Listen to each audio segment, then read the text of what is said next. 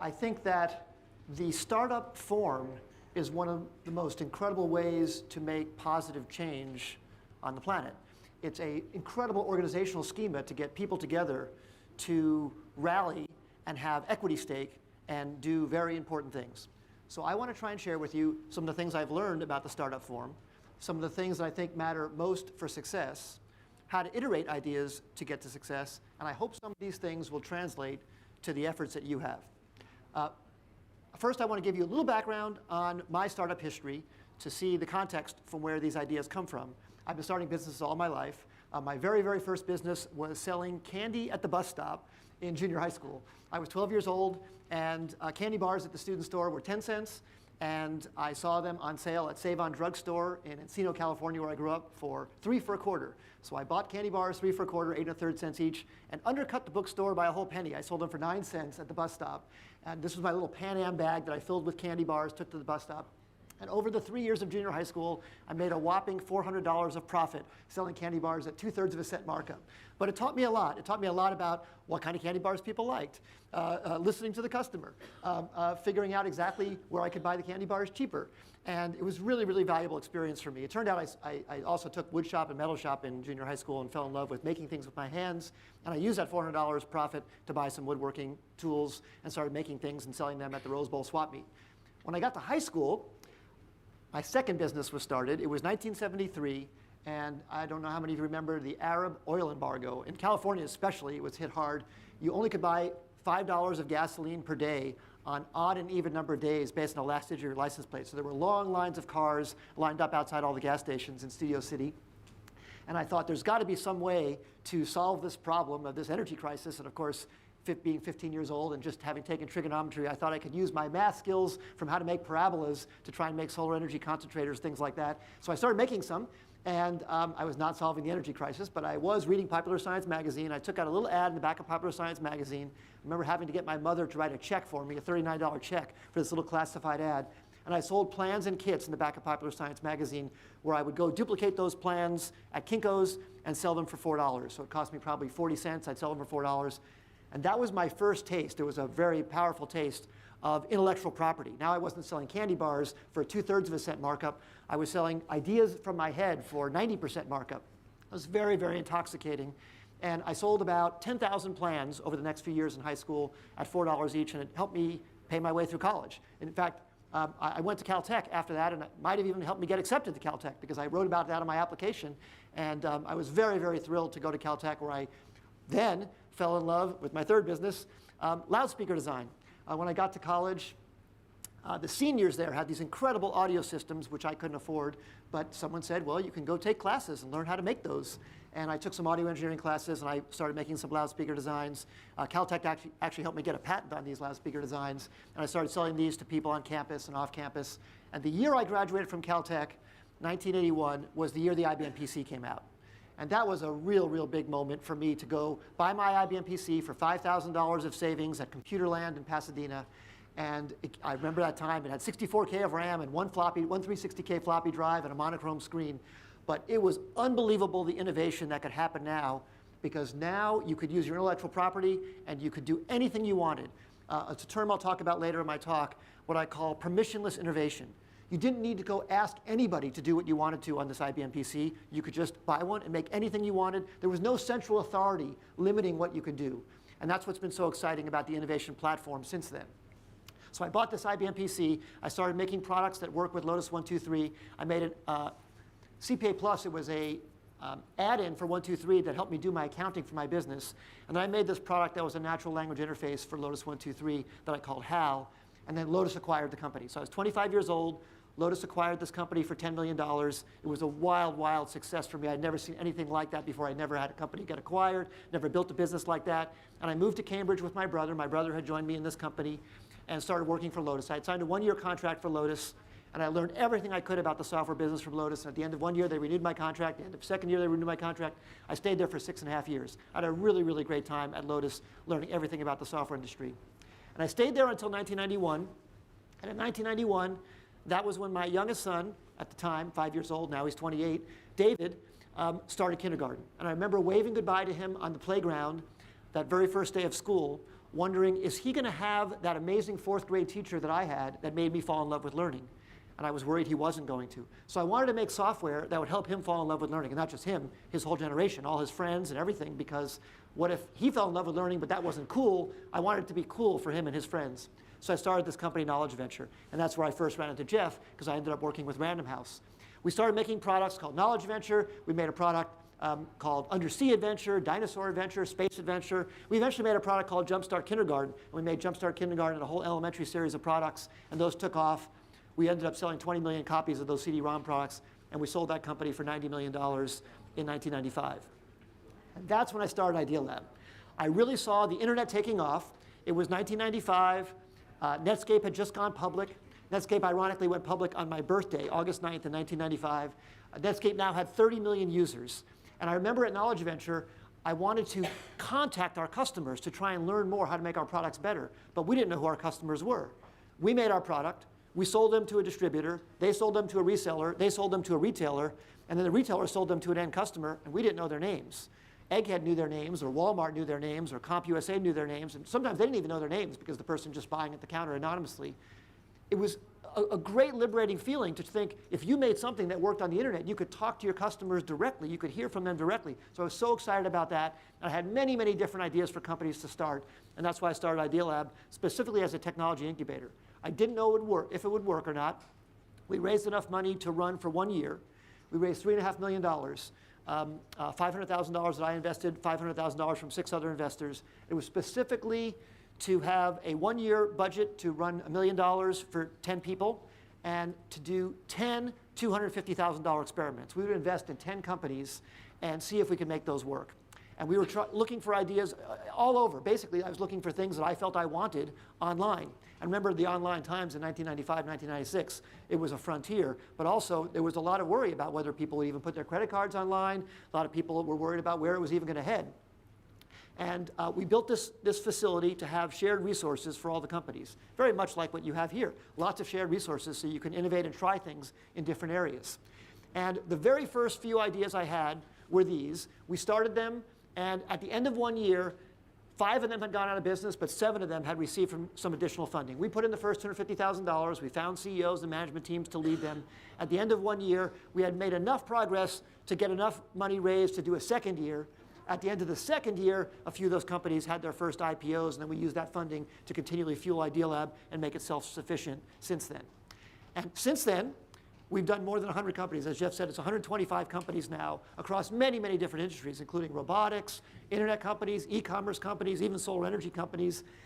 Anywhere we can look in the world and see where there's a big problem that technology could solve, we try and make a company around it. We're often limited by whether we can find talented people. We fail for many, many other reasons. I'm going to try and share with you some of the reasons that we failed, because we learned a lot of lessons from those failures. But across these 125 companies, we've helped the companies, among all of them, raise more than $3.5 billion. We had 45 successful IPOs and acquisitions out of that 125. We had 7 of them that reached more than $1 billion valuation. We have 30 current operating companies, so we've experienced more than 50 failures. So we learned a lot from those failures. And I'll try and share some of this experience with you. But the thing I'm most proud of, we created more than 10,000 jobs across all those companies, most of them in Pasadena, some of them now in New York and San Francisco and Los Angeles and in Santa Monica. We have some new companies that are starting in New York. We're now location agnostic, and we want to start companies wherever the talent is. So we take the ideas that we have, we put in the seed capital, and then we want to go wherever the people are. So now, across all that experience, what have I found most makes a startup successful? And I recently, actually at David Kirkpatrick's conference, I heard Peter Thiel speak, but I also read his book. He has some really, really interesting, provocative ideas about going from 0 to 1 and how much value is created when you take a new idea that's fresh and then put it in place, as compared to going from 1 to N, which is scaling up an existing idea that already works. I do agree with him. I think a huge amount of value creation goes when you see something that no one's tried before and then make it take effect. And there's no simple formula for that. And he says in his book, too, as an example, the next Bill Gates is not going to be making an operating system. The next Larry Page won't be making a search engine. The next Mark Zuckerberg won't be making a social network. The next great thing is going to be something completely new. It's going to be innovation that's fresh and completely clean. So if there's no formula for that, what can I tell you that still would be useful since there's no formula for making that next big break? Well, I want to try and share with you what I've looked at over the years, looking back at our companies and other companies, what ends up mattering most. So I took a look at some of the standard elements that people talk about leading to success. The idea, the team, the business model, the funding, the timing. In fact, I always used to think the idea mattered the most. And I took a look at these, and I'll look at these in more detail. So these 5 areas, idea, team, business model, funding, and timing. Let me talk about each of them. So first on the idea. There's the novelty and differentiation of the idea. It's how new is it, how much of it has not been done before. How much truth is there in the idea that no one else has seen before? And let me give you an example of what I mean by truth. Let's take Airbnb as an example of a company with an interesting new truth. Their truth was people would be willing to rent out a room of their house or their whole house to a complete stranger. Now, when that truth was first talked about with others, most people laughed at that. In fact, notably, I think Fred Wilson, a great VC here in New York, passed on that idea because that was just too outrageous. But in fact, it did turn out to be true. So moving the idea from being outrageous to actually proving that it was true, a huge amount of value was created. Well, I think that's an example of an idea truth. Now, that idea also had been tried before, but wasn't tried exactly the way they tried it. Another example of idea is competitive differentiation or competitive moats. Are there things you can build around your idea to protect other people from copying it? Okay, now to team and execution. And I'm going to tell you how I score all of these in a moment, but I'm just summarizing them first. When I look back at our companies, I often see some teams that were really, really effective. We once had a McKinsey CEO, ex-McKinsey person who was a CEO of one of our companies, and he was just very, very effective. He just really got things done. He plowed through barriers. Also, adaptability was another factor we saw in various of our teams. How much did they listen to new information? How much did they change in the light of new customer data? On the business model, some of our companies had a very clear path to profitability, very clear path to revenues. Some of them didn't. On the funding, some of our companies were able to raise a lot of money, and some of them weren't. And on timing, some companies we had were way too early, some companies were early, and some companies were too late. So I tried to assess all of these things, and what I did is I looked at 200 companies. I looked at 100 of ours and 100 of other people companies, and I took a look at 10 outliers in each set. 10 companies of ours, 5 that turned out to be wild successes, worth more than $1 billion, and 5 that we thought were going to be worth more than $1 billion, but failed. And then the same thing for 100 other companies. We looked at 10 companies in particular, 5 that turned out to be wild successes that people didn't think were going to be wild successes, and 5 that turned out to be failures, but people thought were going to be wild successes. And I came to this conclusion. Here's looking across these 10 companies from Idea Lab and looking across these 10 companies from outside of Idea Lab. I'll come back to this in a moment. And here was the summary. Timing actually mattered the most. I was completely shocked to discover this. This is completely subjective. It's my own look at companies and my own evaluation. But let me at least tell you why I came to this conclusion. Timing mattered the most. Team and execution mattered second. The idea was actually third, the thing that I used to think was the most important thing. I mean, heck, I named it Idea Lab because I thought it was all about ideas. I thought the idea was everything. And in fact, it wasn't the most important thing. Business model was fourth, and funding was the least of the top 5. And now let me try and explain these. So funding mattered the least, I think, because if you have a good idea, as long as you have enough money to get it out there, and if you find product market fit and find traction, you will find a way to get more money and get there, or you'll find a way to last if you have adaptability. So funding was the least important variable. It's also, in these times today, by the way, 2014 compared to 1995, 1996, or the other companies I started, when I raised money for Knowledge Venture in 1991, it was very hard to raise money. Today, funding is very, very easy to come by. There is so much money out there between angel investors and other investors. If you have an idea, funding is not the problem. To at least give your idea a try. It might be hard to get funding to scale, but that's probably if you're not achieving product market fit. Business model. The reason why business model came in second to last is because if you have traction, you can adapt a business model. You can add on a business model. Take Twitter as an example, or even Facebook. Facebook early on, people laughed at it because they thought there's no way there's going to have a business model. It's making billions of dollars of revenue now because it's got trillions of page views and so much valuable insights on its users. So business model can be added afterwards. You don't have to have a business model at first. Now, I'm not saying it doesn't help to have one. It's not saying that you shouldn't have some of that thought in mind, but I just think it's much, much lower important. Next comes the idea. If you can still come up with an idea that really resonates with customers, and in fact, if you don't, you won't succeed, but it's not the single most important thing. I think it's very valuable to try and look for things that you're very passionate about, and I'll talk more about that later because I think that's necessary for success as well. But I don't think it's the most important thing. The idea alone won't get you there. And in particular, when I look back at our own companies and other companies, sometimes the idea had been tried before and didn't work, but then it was tried again and it worked. And I was trying to figure out, was it timing or execution? And that's why I concluded timing actually mattered more. Execution matters so much more than even the idea because, and it's kind of funny that I would even be quoting Mike Tyson in an article, to talk about innovation, but Mike Tyson had a great line about fighting, which I think actually applies to this, which is everybody has a plan until you get punched in the face.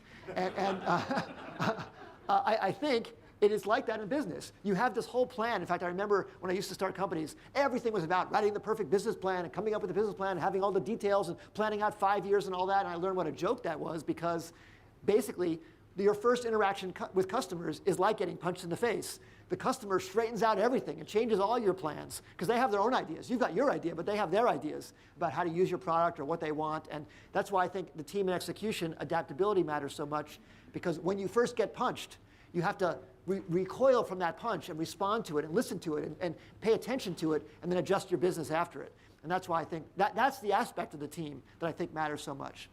But now timing. Why did I put timing first? Well, so many ideas need to be executed in their right time. I look back at companies that we had that they failed, and almost always, except for team and execution, they failed because we tried them way too early. The world wasn't ready for them yet. Or we were too late, meaning there were too many competitors already. So timing is a little bit of luck, but it's not only luck. You can actually look at the market and see if the world is ready for what you're making. And let me try and give you some advice on how to evaluate that and use that as a judgment factor in making a decision on a company. In fact, I'll go to the Airbnb example first, and I'll give some of my own examples too. The Airbnb example, many companies had made places where you could rent other people's homes before. Airbnb, the guys also made this product out of need. I don't know if you know the story about the Airbnb founders, but they were in San Francisco. They were from Rhode Island School of Design. There was a conference in town, a design conference. The city was sold out, and they decided to make some, they were broke. They made some extra money just by inflating an air mattress in their apartment and renting it out to people who couldn't get rooms, who were coming in town from, I think, Rhode Island for the conference. And why? It was very clever. It was born out of immediate need, but the timing was incredible because it was just as the huge recession was hitting. So this idea, which might have been tried many times but didn't work, the timing was incredible because people needed extra money very badly. So people were actually willing to rent out their homes in a way they might not have been just a few years earlier or even maybe 4 years later. So timing was actually a big factor in that company's success, not only the idea. And I look back on one of our companies. We started a company called Z.com in 1999. We saw all the companies that were happening on the internet, and we thought, well, right here, we were right in Los Angeles, so we're right in Hollywood. We thought entertainment was going to move online. In fact, video form entertainment. So we started a company. We put in $250,000 called Z.com. We raised $1 million and built an entertainment team to try and make short form online video entertainment content. It was maybe a forerunner to YouTube. And then we even raised $10 million, built up a team of 100 people, and started signing comedians to exclusive contracts. In fact, I came to New York, and I actually remember this was a hysterical meeting. Me sitting in a room with Chris Rock, trying to close him on being an exclusive provider of content to this little website, Z.com. He barely knew what the internet was. And I closed him. I gave him 5% equity and $1 million for a 5-year exclusive to everything Chris Rock did online.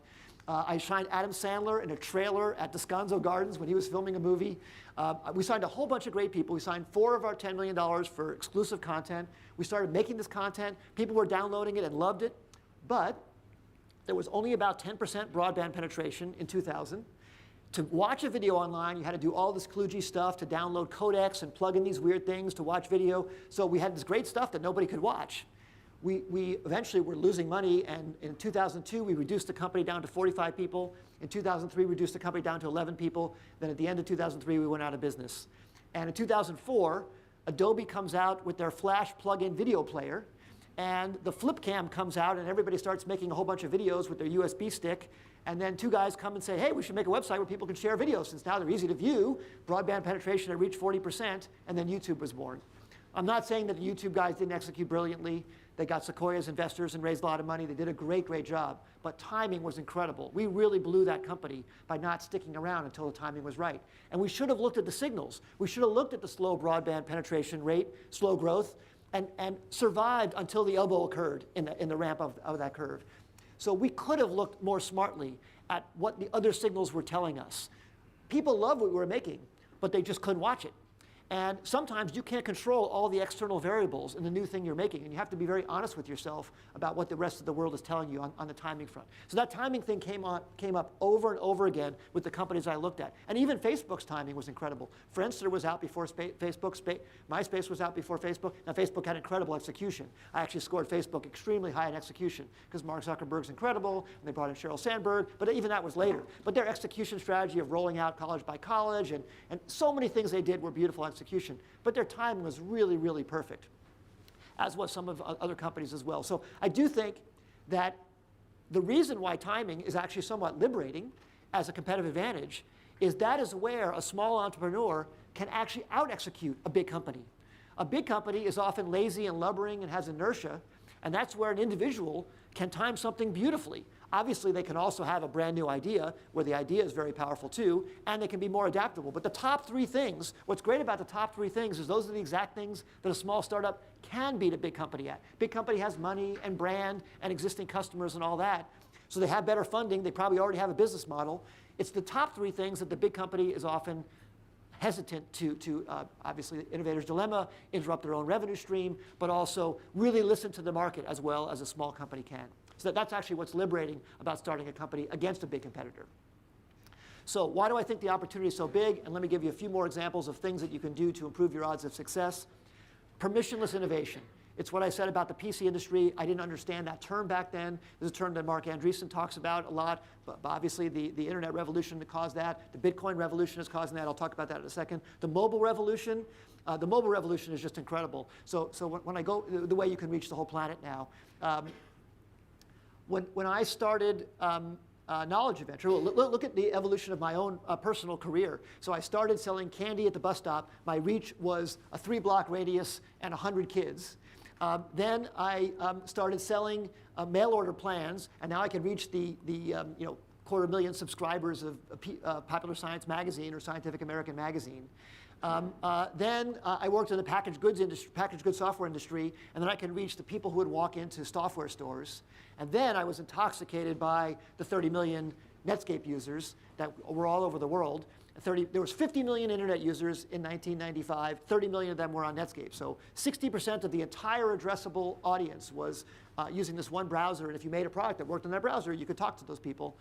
And now with the mobile revolution, there's 2 billion people connected with a smartphone. With 1 billion new smartphones being sold in the next year, there'll be 4 billion in 2 years. More than half the planet will be connected with an always-on supercomputer in their pocket in 2 years. So it's just incredible that you can talk to all those. So with just 2 billion today, compared to the 50 million internet users when I started Idea Lab, it's 40x the market, 40x. So it doesn't mean that you can, all those people will be your customers. You have to come up with something clever and innovative to reach them. But it means that it's possible, that you don't have the barriers. Like I think back to Knowledge Adventure, all those distributors I had to convince, and those retailers and all those bottlenecks. Now, if you have an idea, and especially in journalism, you have an idea, and you want to talk to the planet, you can reach the whole planet, or half the planet, the people with smartphones in a few years. So that is just an amazing, amazing possibility.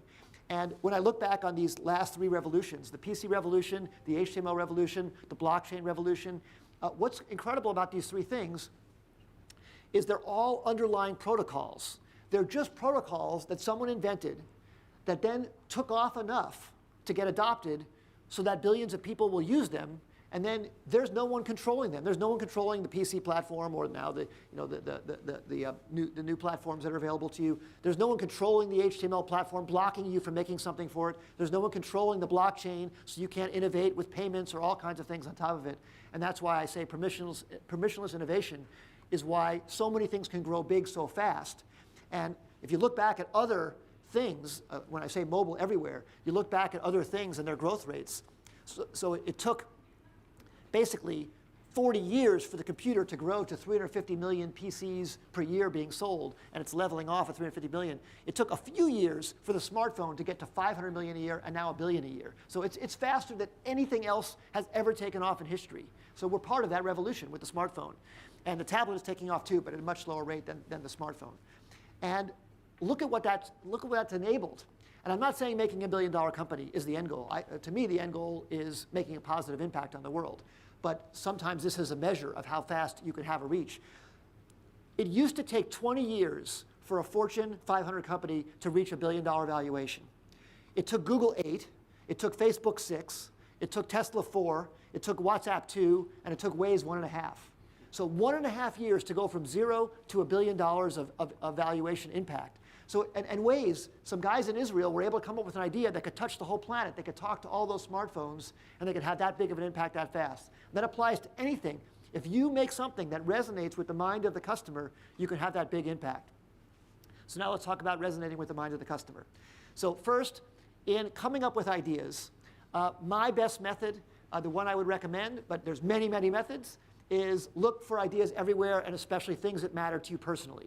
So here's why I think it's so important to find things that matter to you personally. It's because every business I've started, even the most successful ones, always had tough times. Knowledge Venture had very tough times. All of our successes had tough times. The only way to make it through those tough times, if it's something you're passionate about, it's the only way I think you're going to be able to live to that next moment and find that new turn, find that fork in the road to make the company successful. I also think it's important, if it matters to you personally, that you can be a good judge of the idea itself. Now, you can at least make sure that you love the product. It doesn't guarantee that other people want the same thing that you want, but I think there's a lot higher odds if at least you're a good judge. I often have people come to me and say, what idea should I make? And how should I judge if people, like the focus groups, what method should I use? Well, I think if you have to rely on focus groups, it's very, very difficult to make judgments on improving your product. You definitely want to listen to other people. I'm going to give you an example of that in a moment. But I don't think you can rely only on other people to help shape your product or your company. Second, test, test, test. So this was something I had ironically learned. This was a big help to me. I didn't know it. I didn't know anything about the term lean startup or anything like that when I was 15 years old. But when I did my little mail order business in high school, I went to the library and I read books on direct mail, and all they said was test, test, test. Test everything. Test every variable. Test your offer. Test your proposition. Test your product. Test everything. Try everything different. And I learned one small trick. You would never have to do this anymore. Obviously, that's what's so great about the internet, about having direct contact with your customers. But one of the things I learned in those books from the library in downtown LA was on each of the little ads I would run in the back of Popular Science and Scientific American and Popular Mechanics magazine, I would write a different address. All the mail had to come to my house. But I would write A gross, B gross, C gross, D gross. So each ad had a different code that I could tell which ad they were answering. So I would keep track. I didn't have a spreadsheet back then. There were no spreadsheets yet. Dan Bricklin hadn't come along. Bob Frankston hadn't come along yet with VisiCalc. But I would keep little tabular things of which I even would test what color ink when I wrote back to the people. I would write some letters back in handwriting, some letters back typing. I would write some letters in calligraphy. I would find that if I would write in calligraphy, I'd get a much higher response rate because people think they were getting a wedding invitation in the mail, so they would open it. But I would test everything. And it's so valuable to do that. And now I carry that forward today in my businesses, is just try and find out what matters to your customer by testing every different aspect of it. And Cars Direct was a perfect example of that. This was one of our companies that was a very big success. We started in 1998, and it has a classic testing story of I had gone down to buy a new car in Glendale Auto Mall near where I live. And I had a terrible experience, the usual terrible experience, buying a car, where I went in, I wanted to buy the car, I knew what kind of car I wanted, and then I told the guy, and he said, oh, well, we can't get that one. Oh, that's not available. He goes in his computer and fake types and says, oh, that's not available anywhere in the area, because of course he doesn't want to get it from another dealer. He wants to sell you one that he has in the lot. And does the whole run around where I have to get the car without the features that I want and all that. And I left frustrated and said, boy, wouldn't it be great if you could just go to a website, type in the configuration you want, I'm willing to wait, I'll put $1,000 down, just have the car show up in a flatbed truck at my house, and I'll pay the balance when it gets here. And I don't even care if I pay a little bit over invoice. I don't need the absolute best deal. I'd like a good deal, but I'm willing to wait. So they can make a profit on me because they don't have to worry about holding the car in the lot anymore. Well, I wanted that. I didn't know if anybody else wanted that. And we wanted to find out if that was a worthwhile business. And we ran it by other people.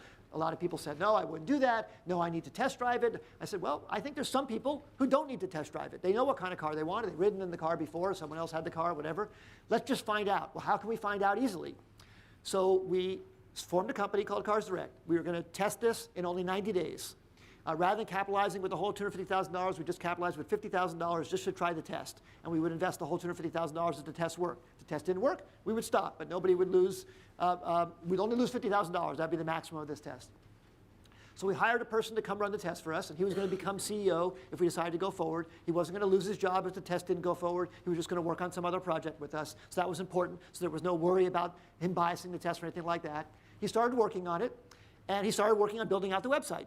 And after about 20, 30 days, I met with him, and he said, well, I'm working on the website. I'm also talking to suppliers. I have a meeting with Ford, a meeting with Honda. I said, what are you talking to Ford and Honda for? This is why I got to be able to get the cars. He said, we're not going to actually have a relationship with the companies. We're just going to go down to the Monrovia Auto Mall and buy a car at retail and sell it at a loss to the customer. We'll lose $1,500 on the car, but we just need to find out if people want to do this.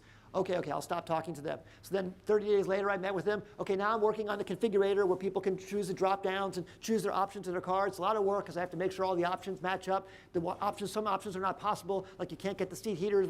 Don't worry about that. Just let the person type in what they want. We're going to have a person in the back, sort of like a Wizard of Oz, who's just going to be behind the curtain and just take the printout and just go down and buy that. If the car's not possible, write the person back. We'll tell them that's not a possible car. Stop building a configurator, which is a lot of work if we don't even need that. So I kept on having to try to convince them, stop building things we don't need just to get the answer to this test. So like on the 80th day of this 90-day period, I said, just put the site live and let's just see what happens. So I remember on a Thursday, he put the site live. And I came in the next morning. I said, what happened? Did anything happen? And he says, yeah, we sold 4 cars. I said, hurry up and turn the site off, because we were losing $1,500 on each car. And I said, but it worked. People put $1,000 in for a car, sight unseen. They want the car. We'll go buy it. We'll deliver it. We'll complete the customer experience. But I think we have a yes. This is a go. I think there's a company here. And that was an example of trying to find the minimal way to just get the answer to the question, does anybody else feel like I do? Like I wanted that, but I didn't know if anybody else would. Turned out the company was very successful. We ended up making supplier relationships. We ended up building a full configurator. That took a lot of time. We raised money. Eventually the company went public and was very successful. But it was just an amazing experience to try and even convince someone, just do the simplest thing to get the answer. And then I tried to take that away as a lesson for our other companies to always try and convince people. It's almost even if you have to write a line of code to get your answer, that's too much. Try and find your answer without writing a line of code. Sometimes you have to write code, but if you can do without that, like sometimes we make mock-ups, almost like paper mock-ups or just screenshots. We make drawings and put them on an iPhone just so they look like they're on the phone, and they're actually just, you're looking at the photo album and you're flipping through pictures just to see what people think. Of course, the ultimate is when you can take a credit card from someone or actually, by the way, we didn't even run people's credit cards through. We just needed to see that they typed in the digits of a credit card because we didn't care about getting the $1,000. We cared about seeing, would they be willing to give up $1,000? Did they think they were giving up $1,000? So that's another thing. You don't even need to take the money. You just need to find out, would they have done it? So that's one thing I would say really important for ideas is really test them. And then finally, listen. This is the adaptability aspect. So the more you can learn from your customers, I think, again, that's the core thing that you can do as a small company, as an individual against a big company, is out-listen them. So I'll give you the example with Knowledge Adventure. We were making this line of products: Dinosaur Adventure, Undersea Adventure, Body Adventure, Space Adventure. We did Space Adventure with Buzz Aldrin. We paid Buzz Aldrin a fee and royalties to make a product with him. We had all these great products. We were very excited. Kids loved them, parents loved them, but they weren't selling that well. We were selling okay, but we were not profitable, and we were going to have a really tough year. One particular Christmas in 1993, we were probably going to go out of business. We were not going to make it. We had 65 people in the company, and my brother, who was working with me at the company, also came up with this idea. We've got to make our numbers this Christmas. Let's start this thing called Weekend Warriors. Let's send everyone in the company out on the weekend. Everybody will get Monday off, but just for these 4 weeks up until Christmas, everybody take a laptop, go buy a box of donuts, bribe your way into the store at 10 o'clock on Saturday morning when they open, go set up your laptop at the end of the aisle of the kids' software and just demo all day and sell whatever you can. And of course, when you go to a store and demo, sales would go up at that store from 1 product per day or 2 products a day to 30 products per day because you're sitting there demoing at the end of the aisle all day long. We were able to boost our revenues enough to make it through that Christmas. But every Tuesday when people came back to work after Weekend Warriors, we'd have a whole company meeting. It was about like this. And everybody would get together and tell stories, funny stories, crazy stories, whatever they learned from their experience that weekend. And I got assigned to the CompUSA in City of Industry. Someone else got the Egghead on Lake Avenue. Someone got the Fry's in Woodland Hills. Wherever it was, someone would come back with stories. And what we would find is this was a perfect example of what people would see. There'd be a mom walking down the aisle, picking up the boxes in the software aisle, and looking at them, looking at the back. We even had a fold out, reading it, and then putting the product back down and walking away. And we were so frustrated that they were holding a box in their hand. They were about to buy it, and they wouldn't buy it. And we concluded, after 4 weeks of doing this, that the reason people weren't buying is they couldn't figure out if it was for their child or not. And in fact, I had always been trying to make the product for the widest age range possible. In fact, our products used to say for ages 8 to 108 to try and indicate anybody could learn from this. But that was actually not such a great thing. We didn't know that. So we said, what can we do to try and make people understand? Because there was no freemium software. There was no way to do a try before you buy. You were in the store, the CD-ROM product. And we tried to come up with something that would convey to the parent that it was actually for their child. And we came up with this idea. What about if you make a product called Jumpstart Kindergarten? It would be for only one grade. It would be absolutely clear who it was for. Like a parent would look at it and go, well, that's for my either preschooler going into kindergarten, or that's for my kindergartner, give them a head start in kindergarten. And we ran this by our sales force, and they said, can't do it. It will never sell. There's only 4 million people of each age range, 4 million children of each age. So by going for such a narrow audience, you can't do that. I said, well, just take it to the resellers and see if they would do it. So they took it to a distributor. We had SoftSell and Maricel and these resellers, and they said, no, it won't sell. We can't take something that narrow. So we killed the idea. But it kept on nagging at me that this actually was what parents were looking for, something that was very specific to them. The same great idea of making kids fall in love with learning. I was really opposed to making skill and drill software. Like the other software at the time was like Reader Rabbit and Math Blaster, and it was all about practicing math over and over. I didn't want kids to practice math. I wanted kids to see discoveries and have their brain get thrilled with that learning moment. So I really wanted to do this. And despite everybody objecting, we had a little skunk works effort in the company. We spent basically, again, $250,000 to make this product and just give it a try. We made the product. The sales force still objected. The resellers still objected. But I just made them take a production run of 10,000 units and put it in the store. And it took off like crazy. We sold 20 million copies. It took off like crazy because we eventually made the whole series. We went all the way up from kindergarten through 6th grade. We made a whole. So we basically took our old products and just broke them apart for more narrow age ranges. And this resonated with the parents, exactly. So this is the ultimate example of nobody told us to do this. In fact, everybody told us not to do this. But it was an insight that came from listening to our customers. And again, they didn't say it, but they were showing it with their actions.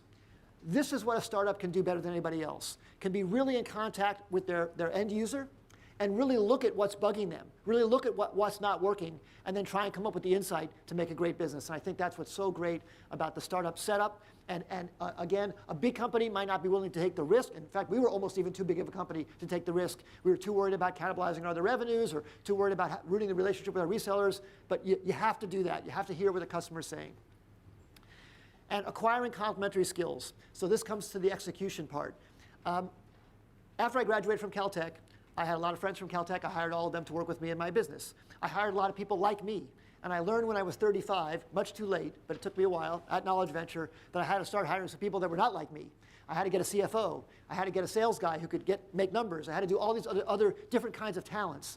And the thing I learned was that there's, this is a caricature of different personality types. But these different personality types exist in a company, and they need to exist in harmony.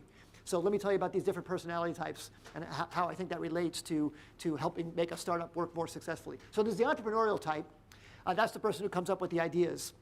And that would be the exaggeration. That's my skill primarily. I have the other skills too a little bit, but that's my main one. Then there's the producer. That's the person who has to actually make things happen. Get a product out or sell it or make the trains run on time. Then there's the administrator. That's the person who has to organize everything to work like clockwork. And then there's the integrator that has to make those other people work together because those other people usually hate each other's guts because those people really come from such a different mindset. And the example I would give it would be if those 4 extreme personality types were sitting here and let's say there was a scratch on that window over there, the producer would look at the scratch and say, boy, there's a scratch in that window, we better fix that. And the administrator would say, there's a scratch on the window, we should make a form, and whenever anybody sees anything wrong, they'll fill out the form, we'll put them in order, and we'll go through them in exact order and take care of them. And the entrepreneur would look at that, I would look at that scratch and I'd say, see in that building over there, I wonder if that floor is available for rent. We could start a new business right across there. Wouldn't even see the scratch, would be looking at the horizon, not worrying about the present. And then the integrator would look and say, I wonder what those 3 people are thinking. Again, the exact opposite, not even looking at the scratch, just worrying about the other people. And I never knew that there were these other, people could think the other way, because I think so much like the entrepreneur and like the producer. The administrator in me, there's no administrator in me. And I've learned how to be a little bit of an integrator to try and think about how other people are feeling. But getting a company with all of these in balance is very crucial. And no one person can be in perfect harmony in all those. It would be schizophrenic. So getting other people who you have mutual trust and respect for, who have those other skills, is crucial. And why it's crucial is the entrepreneur can start the company. In fact, the entrepreneur has to be there at the beginning of the company to get the thing started. But eventually, if the entrepreneur can't make anything or do anything, the company will fail.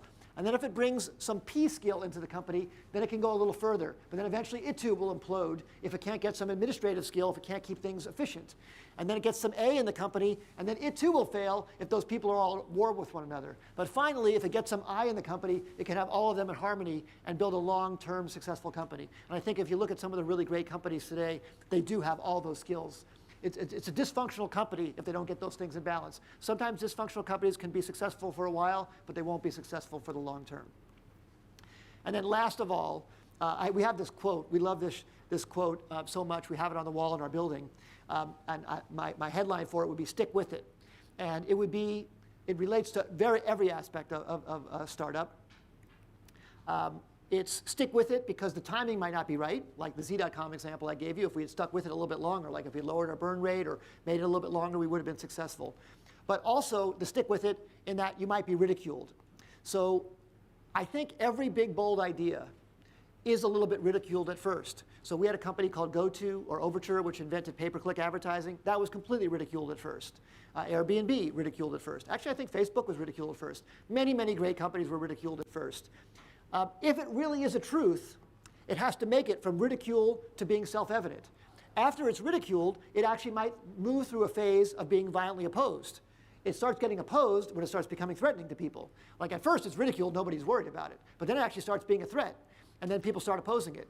You have to have the power to stick with something through that period of opposition till you make something actually become self-evident. If you take a new idea of yours and you take it all the way from new truth all the way to self-evident, then you truly have changed the world. And that's the most exciting thing about making a startup. That's the most exciting reason why I'm here. Hopefully some of these things will help you in something you're working on. I'll be around all day, so I'm looking forward to talking to all of you and sharing other things. I'll also be able to take questions now.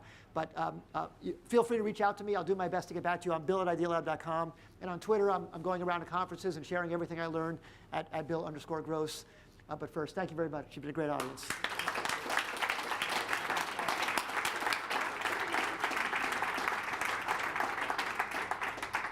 As I knew, that was great. We're going to take that video, I'm serious, and package it as knowledge adventure entrepreneur and make it required for all of our students. I want to get to questions from all of you, but let me just start with one or two myself. I'll be greedy. I've had the privilege of sitting next to you with your laptop open, your giant laptop open, and your giant spreadsheet of ideas. Right, I take it the idea is not the most important thing, but if you don't have that, you're nowhere to start, at least. What's your worldview like, the scratch on the window, about how you scour the world, when you look out in the world and we put on your, sort of Google glass, gross glass, and say, how do you look for new opportunities? What strikes you? Well, so I'm walking around all the time just saying, what don't I like about the way the world works? Ranging from traffic to airplanes to the way I consume my news to I wish that someone could have told me that piece of information. That someone should have known that I wanted to know that. And just say, how could a technology possibly solve that? A lot of times, so that anytime I see anything that bugs me, I'll just write it down in the spreadsheet. Now, just being added to the spreadsheet doesn't mean that you can make a business out of it. Sometimes there isn't a good technological solution that would be scalable. Sometimes I can't find the people to run it. The people are the bottleneck because you can't run all these things. That's why we started Idea Market, like you said. You mentioned that earlier. I didn't bring that up. So I'll get to it in a second. I'll get to it next, yes. I think for all of you, it's great to find something that's just personal. You wish something were a different way. And see if you can get a team together to tackle that. So it starts with personal frustration? Yeah, almost always. When you for see me. For you. It's not the only way to come up with ideas. No, that's method one. Do you ever say, boy, I see a company doing that and I could do it better, a competitive urge? Not usually. Okay. Yeah. Every once in a while, I see a new technology that is very cool, and then I say, could that be applied somewhere else to make something else better? So a new technology will also inspire you. Yes, so I'll tell you a silly one like that, that I didn't build a company out of, but I wanted to. But a trip to New York recently, we don't have too many high rises in Pasadena. So I was, you're gonna laugh at this, but I was at a building here where when I told the security guard, you typed in what floor you wanted to go to, and it sent you to the right elevator bank. There were no labels, and it took me right to that floor. There were no buttons inside the elevator either. So I thought, boy, that's a really interesting idea to queue people up based on some foreknowledge of where they're going. You can make these elevators much more efficient. So I was thinking, what other areas in the world could you queue people up like that and take some information? I was trying to think maybe you could do it with parking. So maybe you could take a parking lot, and when you enter the parking lot, it would tell you to go to a specific space. It would save you time looking for the space, but also maybe the spaces could be designed around different size cars. So there could be a camera that sends SUVs to SUV spaces and sends smart cars to smart car spaces. Maybe you could fit more cars in the parking lot. So I was just thinking of, so every once in a while I get inspired by something where I see a new thing, and I say, where else could that be also employed? Move to our field, and the reason I ask you this is because you're not in it. Yes. And not to get too technical about it, but basically we're fucked. No, right? That's the way we look at it. No, but I don't think so at all. Okay, so that's where I want to go. Okay, so take mobile as an example. Okay. So this will be the year for all of history where the total amount of time consumed, of content consumed on mobile will exceed consumed on desktop. And more than 50% of every web page will be viewed on a mobile device. And it's going to go accelerate faster, and we're going to, as I said, 4 billion mobile devices in a few years. I think there's enormous opportunities to rethink how people consume the content, specifically on a mobile device. Everything's going to be rethought for mobile. You know, Uber is an example of a rethink for mobile, but the way we, like, the granularity of a story, the way it's displayed, the way you navigate, new ways to take into account the way the thumb is used with the phone, new ways to take into account the short time spans. I mean, so many things could be reinvented for this new medium. And it's a little bit like, remember when Edison first invented the movie camera? The first thing they did was stick the camera in the back of a theater and film a play. No cuts, no moving the camera, you know, no new kinds of continuity or anything. Well, we're still pretty much in the phase. It took 10 years before they took the camera out and started making cuts. People screamed when they saw trains coming at them and all the surprising things that happened when you move the camera around. And we're almost in that phase where it's only less than 10 years since the iPhone. And the idea that people haven't completely rethought the mobile experience yet. They're still mostly porting big screen down to small screen. Right. Right. So I think there are opportunities to completely rethink the analogy to moving the camera. Well, so my last question before I go out here is you started with relationships. And I think mobile is an important relationship machine. And when you and I have talked about this, you have a company that you were nice enough to involve me in called Uber Media. Yes. Right, about mobile as a way to get signals and to know someone's context. Yes.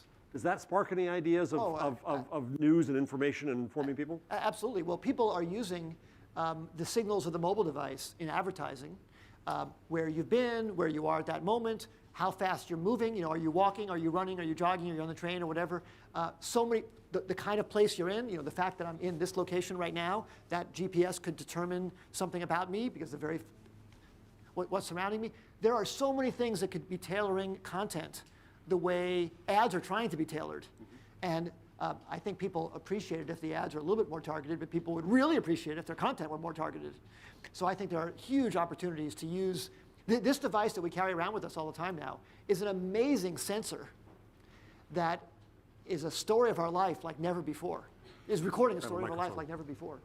So that's got to be harnessed. All right, I'm going to get you some water. You want some water? No, you're fine, okay. Idea market. Yes.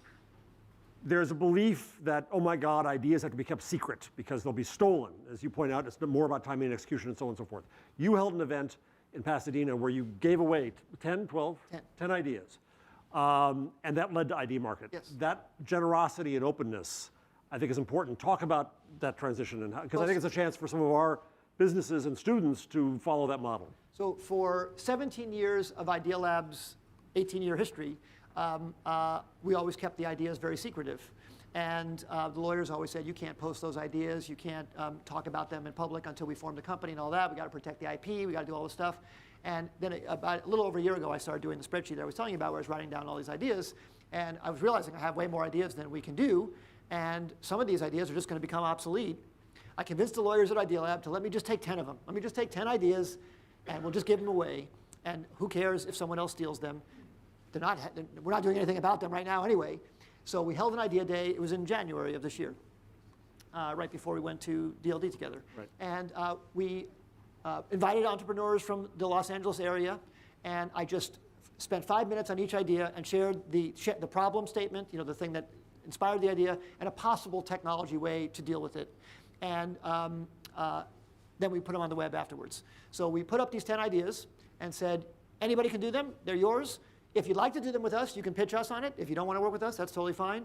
If you want to pitch it to us, we might invest in you if we like you, but these are free. So we got about 50 submissions from around the world. There were about 15 really good ones, and we picked 4, and we funded them. So 4 of those 10 ideas turned into companies that have since received additional financing since then. Some of the other ones might even be being done right now. I just don't know. They haven't contacted us. And one of them's here in New York.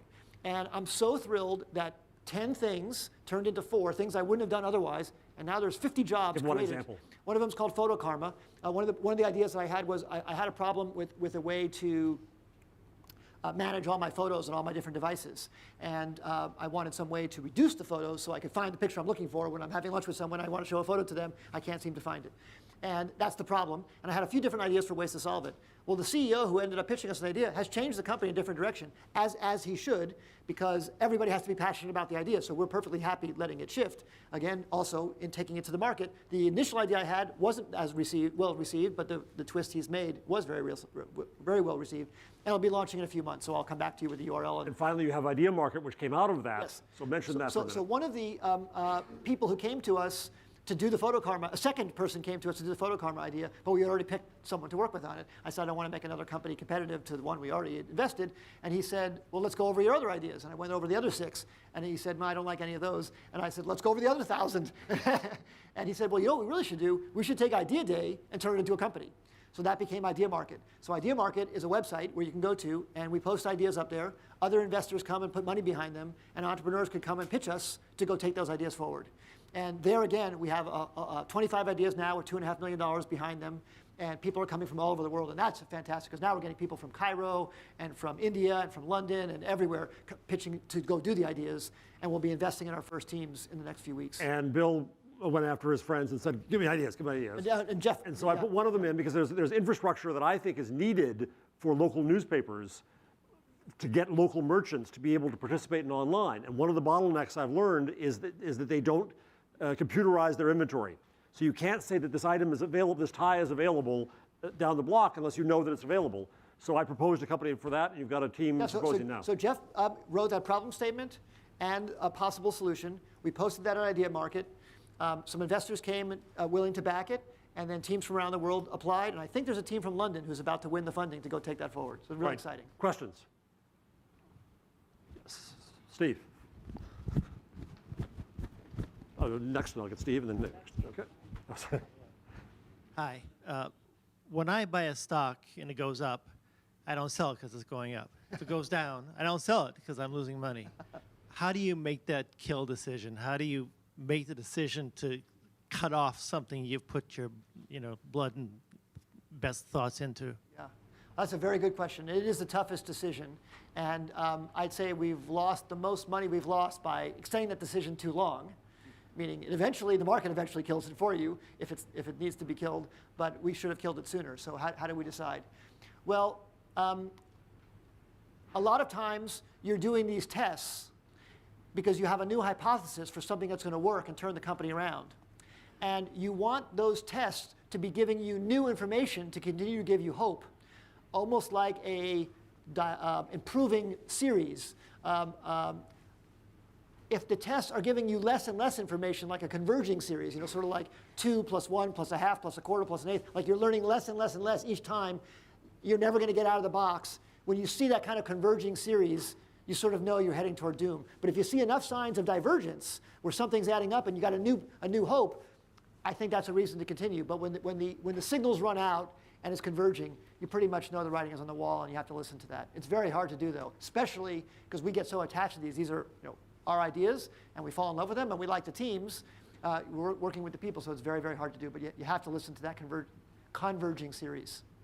We're in a question quarter here, so I'll get these two and then David, and then I think we'll probably be it. Yeah, is there an idea market for journalism story ideas? Have we seen that yet? That is a great idea. Maybe Jeff and I will do that one. I may be discussing this with you later. That is a great Well, idea. you also you have journalists being supported by Kickstarter, journalism being supported by Patreon, which is a different kind of platform, Indiegogo. Individual story ideas? Yeah, sometimes yes. Yeah, projects, individual projects. Okay. Here and then David. Hi, Peter Summer. I'm a founder and chief executive editor of Capital Intelligence Group. Last week I was with Mary Jo White and the whole Security Exchange Commission on the Jobs Act capital formation. And they made it crystal clear, this is what happened with Geithner, the Treasury Secretary, that the Jobs Act and the whole thing's a benefit about being able to go to market was initially meant, and its main spirit is to provide access to capital for veterans, minority-owned, women-owned businesses to get on the market. And this is something that seems to be lost in this kind of euphoria, sort of like the dot-com days. Can you address that? Why aren't we going back to the traditional, go to your banker, get a private equity, Goldman Sachs type approach to financing new businesses? Yeah, I wish that some of the holdup with the Jobs Act would be resolved. I don't know what it's going to take to get there, but despite that, because I think that would make things better if we could resolve that, it still is pretty easy to get capital. I don't want to make it sound like it's a walk in the park, but for some valuation, you can find $50,000, $100,000, $250,000 to try out something these days. And it just means you have to give up more of your idea. When I raised my first money for Knowledge Venture, I raised $70,000 at $170,000 pre-money valuation. So I gave up a lot of the company, but no one believed in that idea, and I needed the money, and then I raised $100,000 at $900,000 valuation from Michael Dell. He was the second investor. Still, $900,000 valuation. Again, giving up a lot of the company. So those people made out very, very well, but I'm very happy, and I needed the money to do it. So today, you could do way better than that, or if not, you still could do that. And if you get a team together of people passionate about something, you could find $100,000 to do something today, and that's what's exciting. That at least gives you an at-bat to give it a try. And that's what's exciting about entrepreneurship right now. David? Bill, it's fantastic talk. Oh, thank you. But with your inimitable modesty, you left out something that I think you should really talk about, which is, this is a media kind of group. You pioneered what is, without question, the most lucrative business model that media has ever seen. I think you should talk a little bit about it. Oh, thank you, David. Well, what was happening was, it was 1998. And search engines there were 5 search engine companies public already, and everybody thought that search was pretty much over. Yahoo was public, Excite was public, Lycos was public. But search was getting much worse. Like I was noticing that if you searched for the word cars, you would get cheerleading sites and even other porn results just on the word cars. Like it was absurd how bad the results were. Like 4 of the top 10 results were spam at Lycos in 1998, and it was because it was free. You could put any keyword you wanted on your web page, and Alta Vista and the other search engines looked at the frequency of that word on the page as a judge for whether that page was relevant or not. Because that was a simplistic way of doing it in a world of no spam. That actually does work.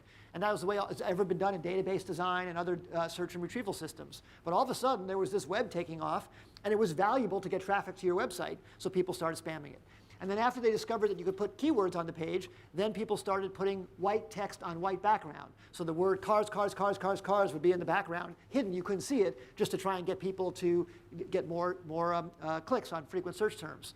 So I was trying to figure out some way to make a product that could resolve that. And I tried an editorial approach, but that doesn't scale. And I was trying other algorithmic approaches, and I didn't come up with the brilliant page rank algorithm that the Google guys came up with. But I thought, maybe money would work.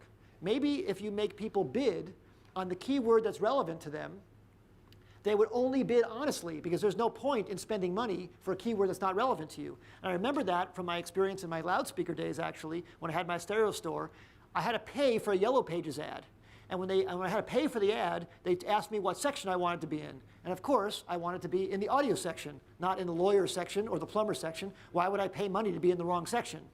So that gave me the idea that maybe, well, one, paying is okay. Paying for ads around keywords was okay, as long as you disclose what's going on. And maybe that would be a better way to organize things. So I started this idea, it was called GoTo at the time, and we decided to have a bidding system where you could bid on the word.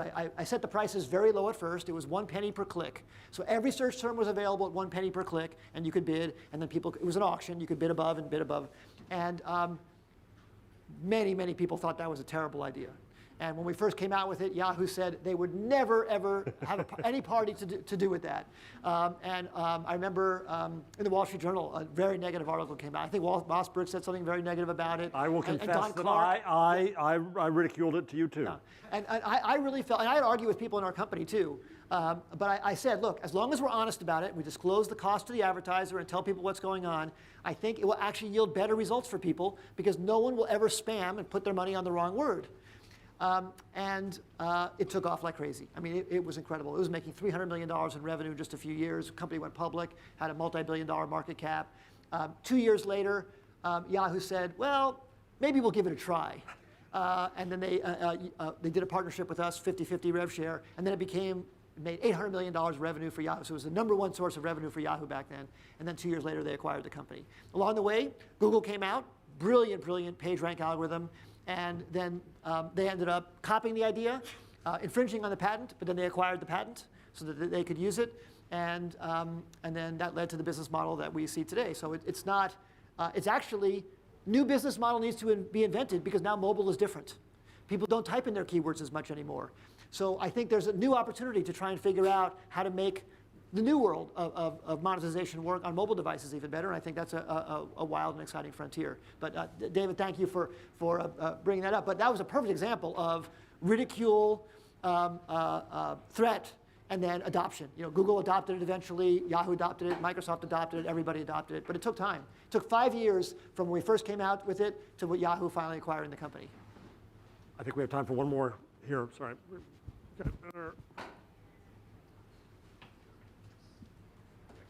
Juha Kaunisto, startup entrepreneur. You had great examples of business innovations. You had great examples of technology innovations. Somewhere about content innovations. But from what I've seen with my work with media is that what they need to replicate the success of startups is actually a cultural innovation. We don't have Stack Overflow for journalists to check what to do when someone at a crime place fails to contact you or something. Do you think journalism and media need kind of a social or culture innovation to actually succeed? And what would that be? Yeah. Well, that's a great point. I can't speak to that cultural shift required because I don't know the journalism culture well enough. But I can say that the culture does matter a lot to success. We are very lucky in the United States to have a culture very open to entrepreneurship.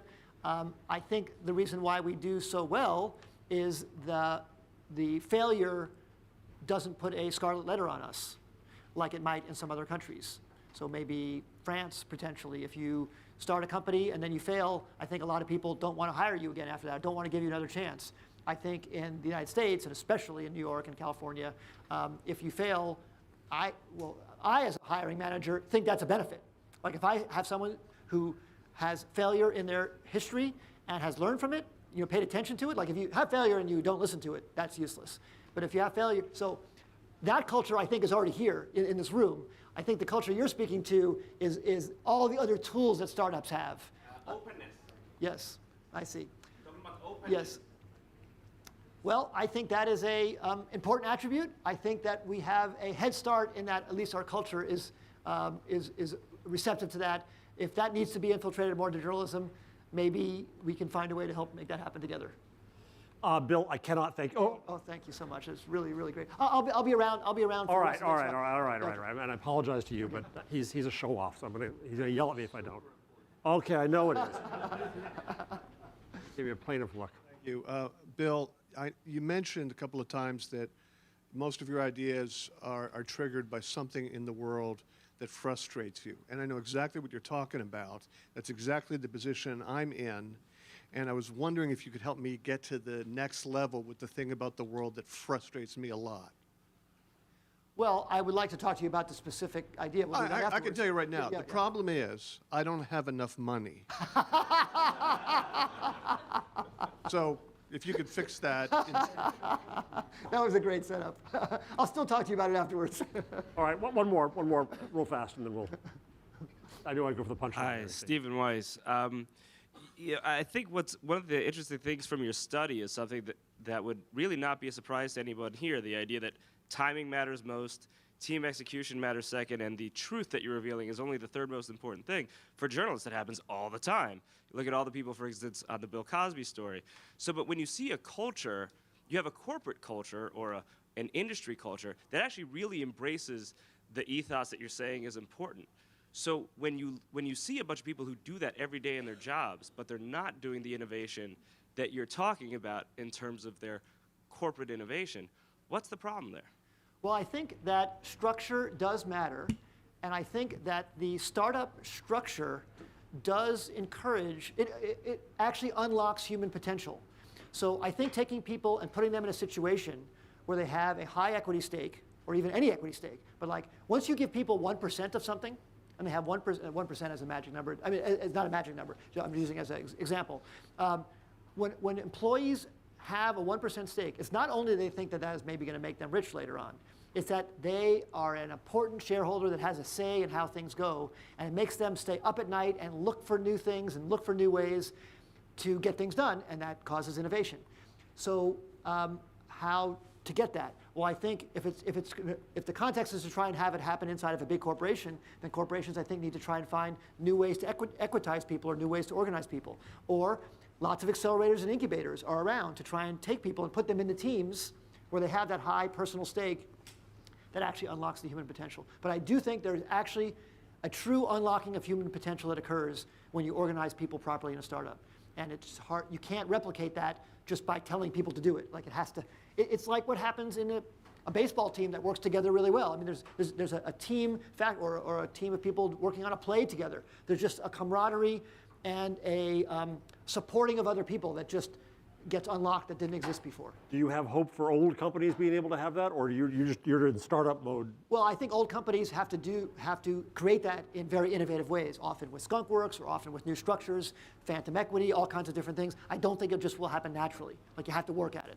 All right, Bill, I cannot thank you enough. This is just great. Thank you. So.